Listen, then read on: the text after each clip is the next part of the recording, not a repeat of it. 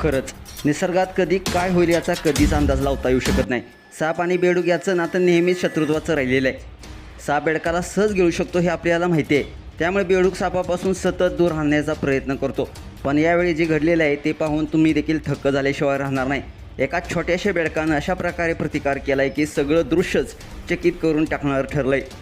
Social मीडियावरती viral झालेल्या व्हिडिओमध्ये तुम्ही पाहू शकताय की एक साप आणि बेडूक यांच्यात चित्तथरारक लढत पाहायला मिळते. विशेष म्हणजे या भयंकर लढतीमध्ये जे नेहमी हारतं तेच यावेळी जिंकताना दिसत आहे.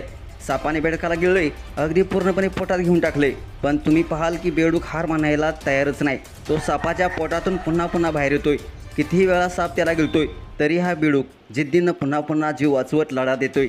हा प्रसंग पाहताना तुम्हाला थरार, आश्चर्य आणि प्रेरणा या तिन्ही भावना एकाच वेळी जाणवतील. एखादा छोटासा प्राणीमित्र त्याचं मरण जवळपास निश्चित झाले. तो एवढ्या ताकदीनं लढा देतोय की सगळे नेटकरी देखील त्याचं कौतुक करताना पाहायला मिळते. ही केवळ एक लढाई नाही, ही जिद्दीची, हार न मानण्याच्या वृत्तीची आणि आत्मविश्वासाची कहाणी आहे. हा व्हायरल झालेला व्हिडिओ झाडीपत्तीच्या गोल्या मूल सिटी या इंस्टाग्राम अकाउंटवर शेअर करण्यात आलेला आहे.